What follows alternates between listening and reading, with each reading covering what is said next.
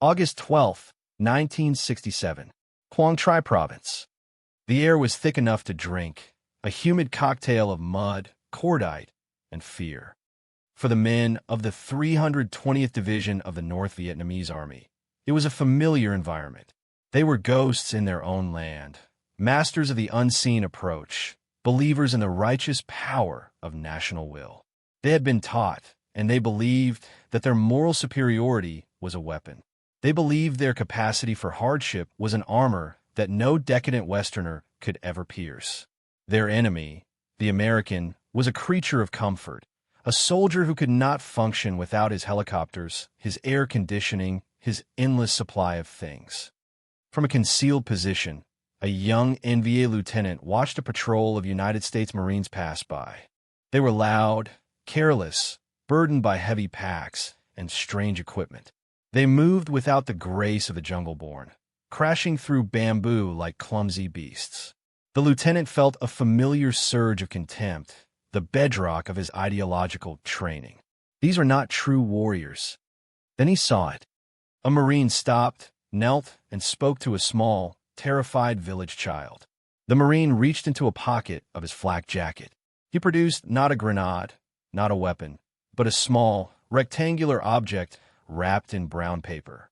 He handed it to the child, a Hershey's chocolate bar. The soldier then reached into another pocket and pulled out a stick of chewing gum for another child. He did this casually, without thought, as if he were discarding something of no value.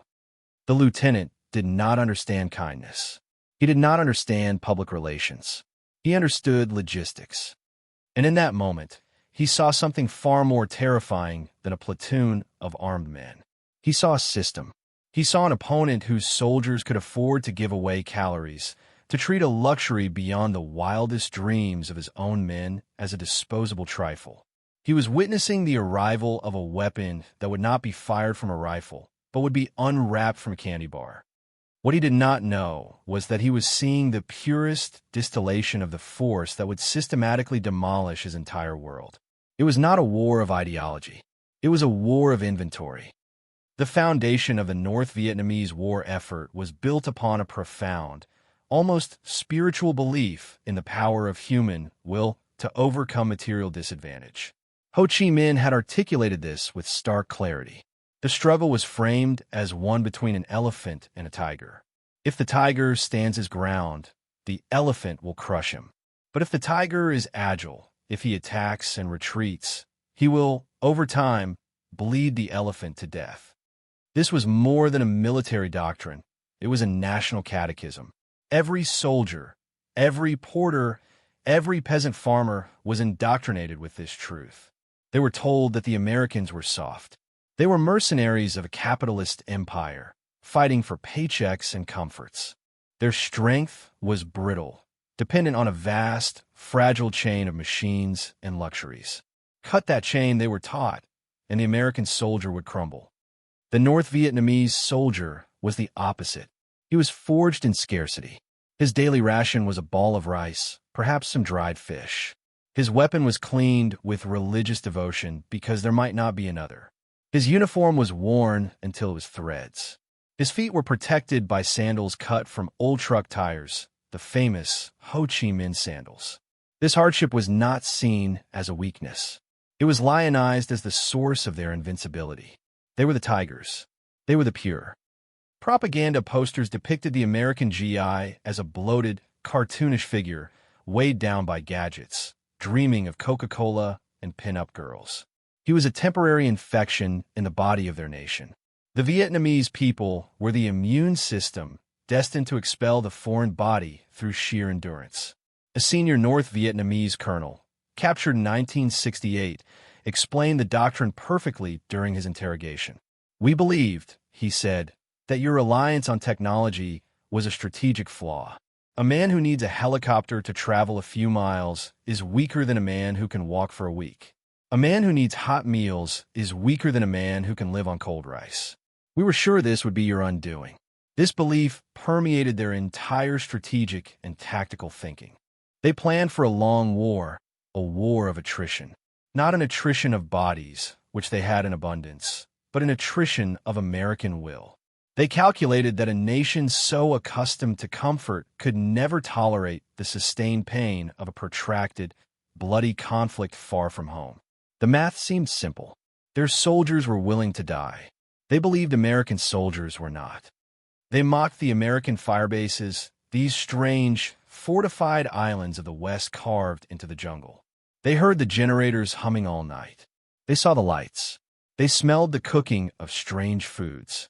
To the NVA and Viet Cong, these bases were not fortresses. They were targets, symbols of a weakness they were poised to exploit. They were islands of logistical dependency in a sea of Vietnamese self-reliance. They were wrong. They had fundamentally misdiagnosed the nature of their enemy. They thought the bases were a sign of weakness. They were, in fact, the tip of an industrial spear. The first deep crack in this ideological certainty did not come from a battlefield defeat. It came from a battlefield victory. In late 1966, a Viet Cong main force unit overran a small, isolated U.S. Army Special Forces camp near the Cambodian border. The fighting had been brutal, but successful.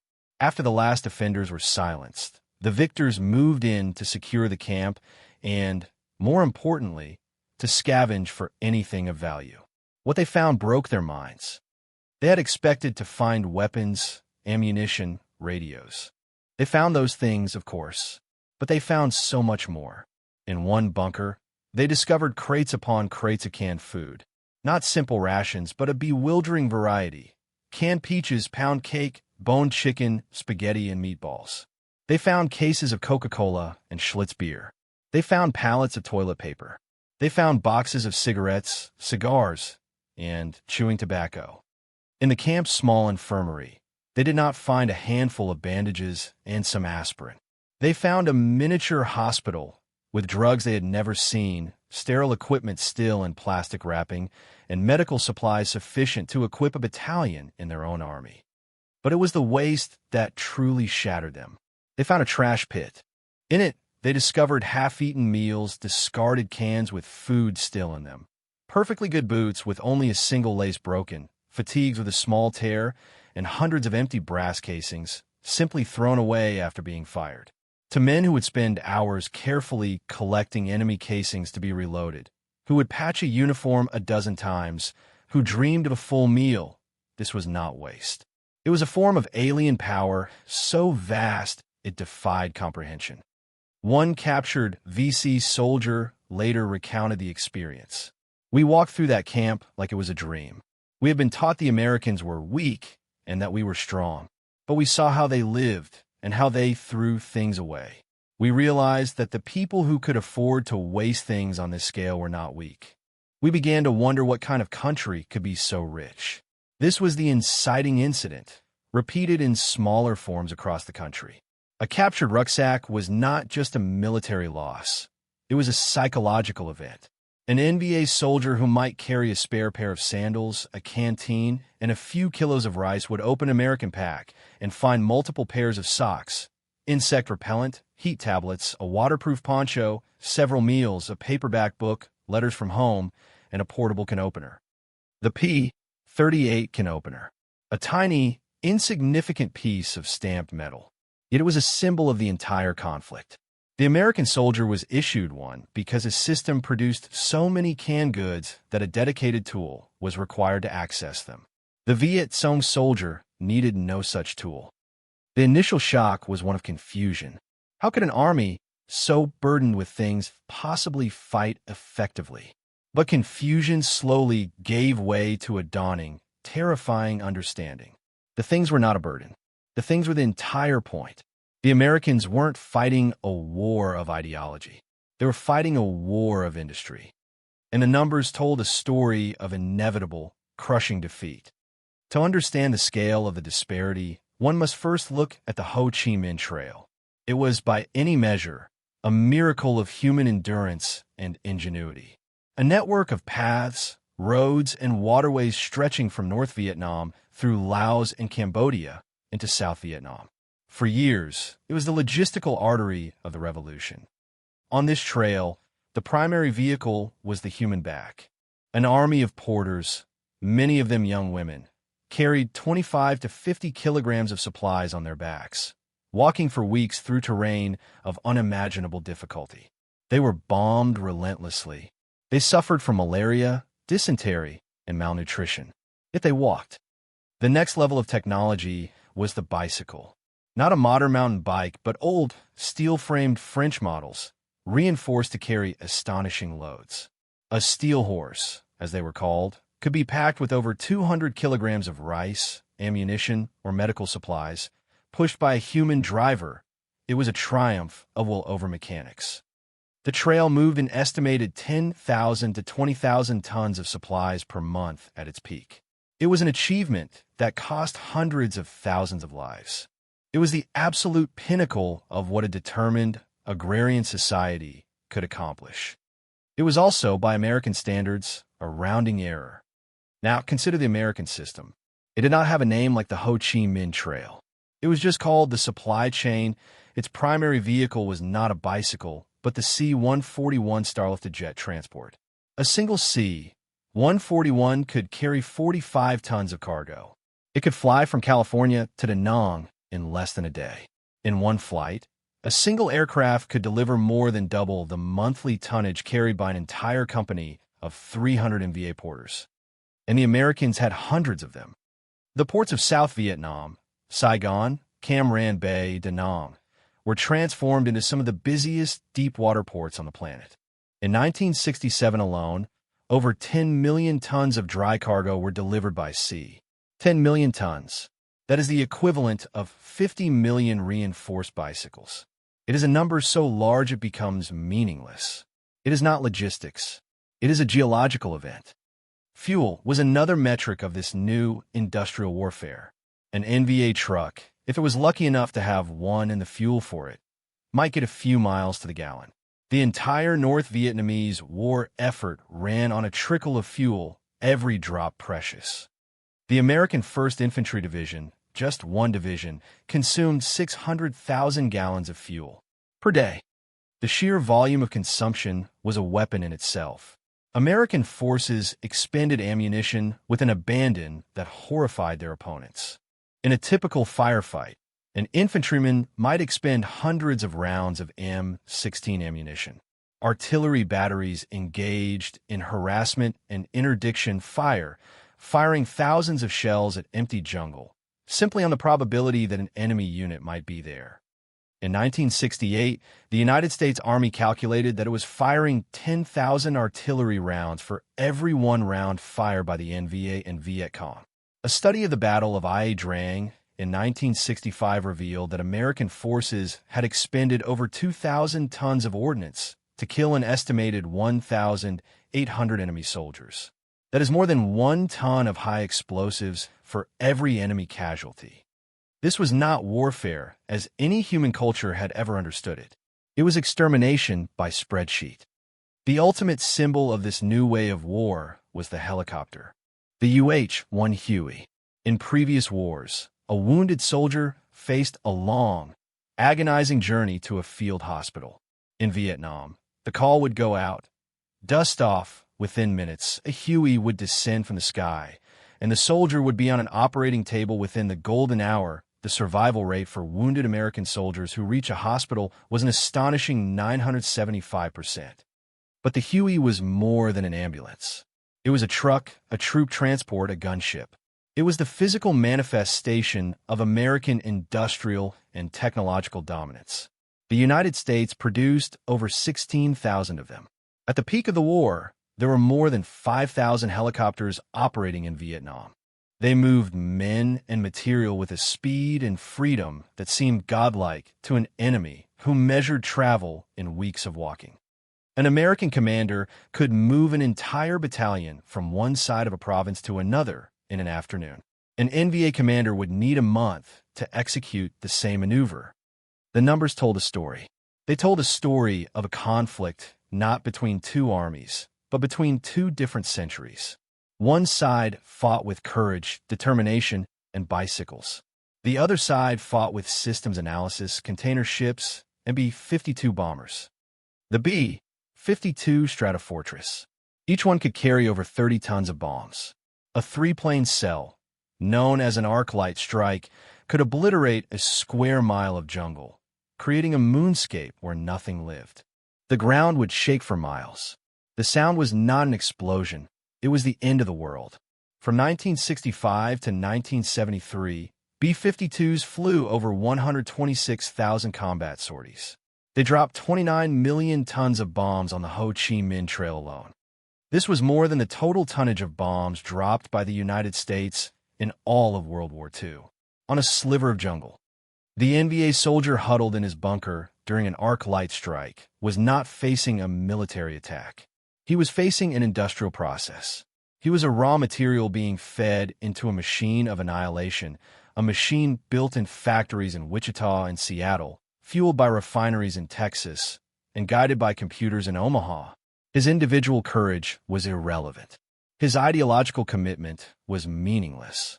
He was simply a target variable in a vast, impersonal equation of destruction. The evidence was not confined to statistics. It was written on the faces of prisoners of war. It was recorded in the diaries of captured soldiers. It was everywhere. Interrogation reports from the period are fascinating documents. American intelligence officers were, of course, interested in troop movements, order of battle, and future plans. But they were often sidetracked by the prisoners' sheer, unadulterated shock at the American way of life, which was in essence the American way of war. One NVA sergeant, captured in the Mekong Delta, spent his first debriefing not discussing military matters, but asking about the ice cream he had been given at the base camp. He could not understand how it was made, how it was kept frozen in the jungle, and why it was given freely to prisoners. The interrogator, an American lieutenant, tried to explain the concept of refrigeration. The prisoner listened in stunned silence. The idea of a machine that could create cold was as alien to him as the idea of a machine that could fly. His entire worldview was predicated on the immutable laws of nature: heat, rain, mud, hunger. The Americans seemed to operate outside these laws. They built air-conditioned tents in the middle of a triple canopy jungle. They drank purified, chilled water while his men drank from bomb craters. They had hot meals flown to them in the middle of a firefight. It seemed like sorcery. A diary found on the body of a young Viet Cong fighter after a battle near Pleiku contained a heartbreakingly simple entry. "They have a machine that washes their clothes," it read. He had seen a laundry unit at a fire base, a row of humming Maytag washers and dryers. To a boy who had known only a single set of black pajamas, washed by hand in a river, this mundane piece of domestic technology was a profound symbol of an incomprehensible power. It was a recurring theme: the psychological impact of the post-exchange, or PX. NVA prisoners, once they were processed and no longer considered an immediate threat, would often be allowed to see the base PX. It was a deliberate and devastatingly effective act of psychological warfare. Imagine a man who has spent his entire life in a society of absolute scarcity. His village might have one bicycle. A radio is a rare treasure. He has never known anything but a collective, shared poverty. Now, place that man at the entrance to a building the size of a warehouse, filled to the ceiling with consumer goods. He would see rows upon rows of televisions, cameras, watches, and stereo systems. He would see shelves packed with every kind of candy, snack food, and soft drink imaginable. He would see racks of fashionable clothing, refrigerators full of beer, and display cases of jewelry. And he would see young American soldiers, boys of 19 or 20, casually buying these things with wads of paper money, things that a senior official in his own government could not hope to acquire in a lifetime of service. The experience was designed to do more than demoralize. It was designed to annihilate an ideology. The core of his belief system was that capitalism was a corrupt, failing system, and that communism was the future, the engine of progress. The PX demonstrated, in the most direct and brutal way possible, that his entire life had been a lie. It wasn't a debate. It was an overwhelming, physical fact. The worst, most disposable trinket to the capitalist system represented a level of wealth that his own system could not even conceive of, let alone produce. U.S. Psychological Operations Officer wrote a report in 1969. We no longer need to show them propaganda leaflets. We need to show them a Sears catalog. This realization trickled up the chain of command. It was not just the common soldier who was affected. North Vietnamese officers, men of education and standing, began to understand the true nature of the war they were fighting. They knew they could win battles. They knew they could inflict terrible casualties. But they were beginning to suspect they could not win the war because the war was not about battles. It was about production curves. They did not fear the American soldier. They feared the American factory. The siege of Khe Sanh in early 1968 was supposed to be North Vietnam's masterpiece. It was their Dien Bien Phu, the battle that would break the Americans just as they had broken the French 14 years earlier. General Vo Nguyen Giap, the hero of Dien Bien Phu, surrounded the remote Marine combat base with 20,000 to 40,000 of his best troops. He had them outnumbered, outgunned on the ground with his heavy artillery, and cut off from reinforcement by land. The 6,000 U.S. Marines at Khe Sanh were isolated. By all the conventional rules of warfare, they were doomed. But 1968 was not 1954. The French at Dien Bien Phu had been strangled, their air resupply capabilities pitifully inadequate. They were starved into submission. Giap assumed the same logic would apply to the Americans at Khe Sanh. He had made a catastrophic miscalculation. He was applying the logic of a previous war, of a previous technological era, to an enemy that had rewritten the rules of logistics. The American response to the siege was not a ground assault to break through. It was an airlift. It was called Operation Niagara. The name was apartment. It was a waterfall of supplies delivered from the sky. Every single day, for 77 days, a fleet of C-130 Hercules, C-123 providers, and C-7 Caribous flew into Khe Sanh. They landed on a single shell-pocked airstrip that was under constant enemy fire. They would touch down, be unloaded in minutes by desperate Marines, and take off again, often with battle damage. When the shelling became too intense to land, they used a technique called the Low-Altitude Parachute Extraction System, or LAPS, where a plane would fly feet above the runway and eject its cargo pallet on a parachute. The numbers of Operation Niagara are the numbers of an industrial giant at war. In 77 days, the U.S. Air Force flew over 1,100 sorties into the besieged base. They delivered 12,430 tons of supplies. That's an average of over 160 tons per day. Food, water, ammunition, medical supplies, mail from home, beer, spare parts, everything needed to sustain a modern army. While the NBA soldiers in the hills surrounding Khe Sanh were starving, living on handfuls of rice and suffering from disease, the Marines inside the perimeter were, by any historical standard, living in luxury. They were eating hot meals. They were receiving tens of thousands of rounds of ammunition per day. They were being supported by a level of firepower that bordered on the apocalyptic. The skies over Khe Sanh were black with American aircraft. Fighter bombers dropped napalm and cluster bombs. And high above, the B-52s came day after day. In Operation Niagara, the B-52s dropped over 75,000 tons of bombs in the small area around the combat base. It was the most concentrated application of aerial firepower in the history of warfare. The NBA soldiers were not defeated by the Marines. They were crushed by the sheer, overwhelming weight of American industrial output. They were fighting against an assembly line. Giap had wanted to recreate Dien Bien Phu. Instead, the Americans had created a terrifying new model of warfare, one where a besieged outpost could be better supplied than the army besieging it. It was a physical demonstration of a strategic truth. The American logistical tail was now a more powerful weapon than the enemy's spearhead. The ideological collapse was not a single event. It was a slow, grinding process of realization. It was the accumulation of 1,000 pieces of evidence. It was the Hershey bar, the trash pit, the Sears catalog, and the endless waterfall of bombs from the belly of a B-52. After the war, When the archives were opened and the generals began to write their memoirs, the truth finally received its official sanction. The concession came not in a treaty, but in the quiet, reflective analysis of the defeated.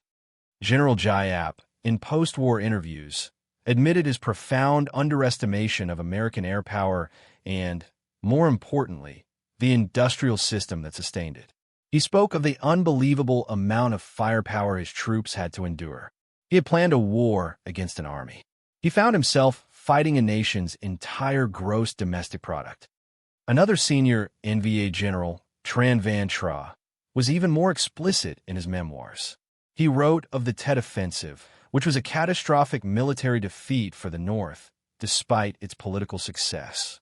He described the aftermath, the way the Americans were able to replace their material losses almost instantly.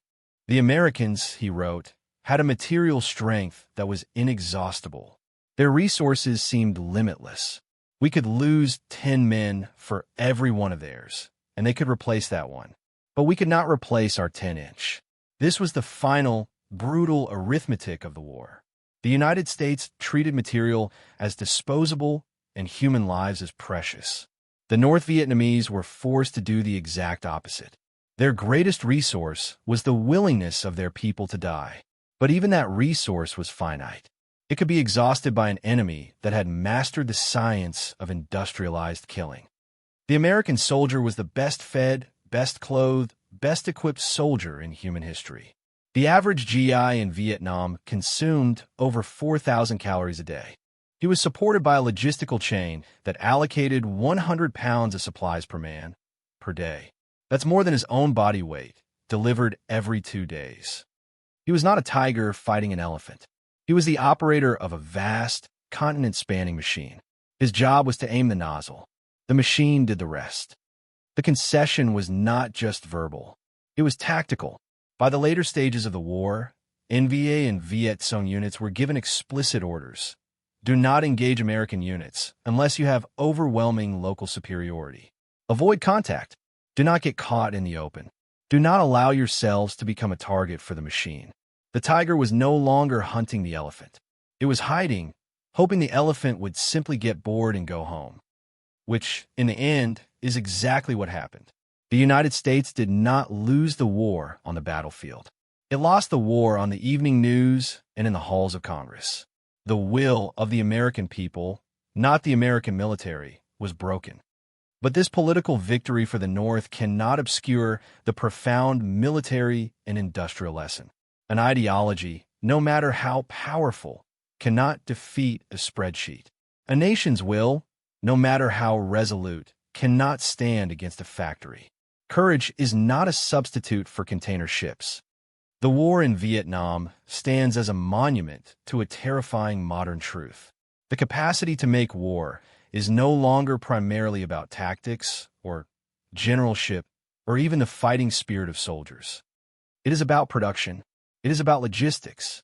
It is about the ability to project industrial might across oceans and deliver it with precision and overwhelming force.